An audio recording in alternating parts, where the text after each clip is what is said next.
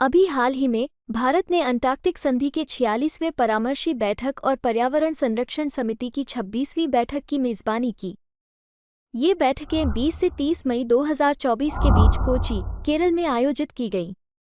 इन बैठकों में अंटार्कटिक के पर्यावरण, वैज्ञानिक अनुसंधान और प्रशासनिक मुद्दों पर चर्चा की गई। अंटार्कटिक संधि एक अंतर्राष्ट्रीय संधि है जो अंटार्कटिक महाद्वीप को समर्पित करती है। ये संधि 1 दिसंबर 1959 को हस्ताक्षरित की गई और 23 जून 1961 को लागू हुई। अंटार्कटिक किसी एक देश के अधीन नहीं है, बल्कि यह संधि के माध्यम से सभी सदस्य देशों द्वारा संयुक्त रूप से प्रशासित और संरक्षित किया जाता है। इस प्रकार अंटार्कटिक को एक अंतर्राष्ट्रीय महाद्वीप माना जाता है। इसका उद्देश्य मानव जाति के सभी हितों में ये सुनिश्चित करना है कि अंटार्कटिक हमेशा के लिए विशेष रूप से शांतिपूर्ण उद्देश्यों के लिए उपयोग किया जाए और अंतर्राष्ट्रीय विवाद का स्थल या वस्तु न बने। यह एक वैश्विक उपलब्धि है और 50 से अधिक वर्षों से अंतर्राष्ट्रीय सहयोग का प्रतीक रहा है। संधि के प्रमुख बिंदु। अंटार्कटिक का उपयोग केवल शांतिपूर्ण उद्देश्यों के लिए किया जाएगा। सैन्य गतिविधियों जैसे हथियार परीक्षण या सैन्य अड्डे पर प्रतिबंध है।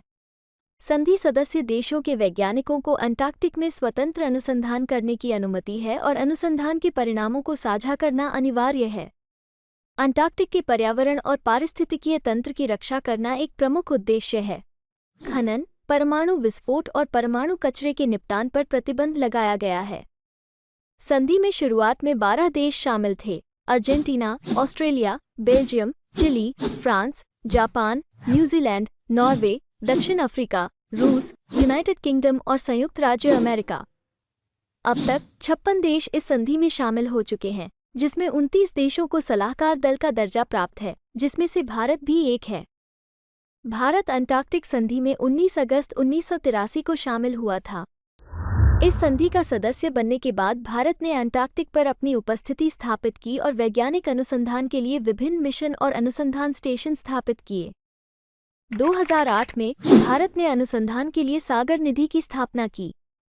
यह एक बर्फ श्रेणी का जहाज है जो 40 सेमी गहराई की पतली बर्फ को काट सकता है और यह अंटार्कटिक जल में नेविगेट करने वाला पहला भारतीय जहाज है। भारतीय अनुसंधान स्टेशन। भारत ने अंटार्कटिक में 3 अनुसंधान स्टेशन स्थापित किए हैं। अंटार्कटिक में दक्षिण गंगोत्री की स्थापना बहुत पहले 1983 में की गई थी।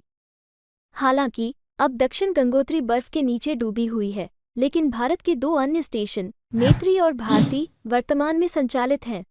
मैत्री 1989 में स्थापित, ये स्टेशन भूविज्ञान, मौसम विज्ञान और जीव विज्ञान के क्षेत्र में अनुसंधान के लिए उपयोग किया जाता है।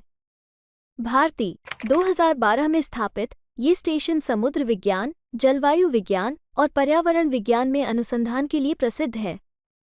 अब भारत ने 2029 तक अंटार्कटिक में एक नया अनुसंधान स्टेशन मैत्री 2 बनाने की योजना भी घोषित की है।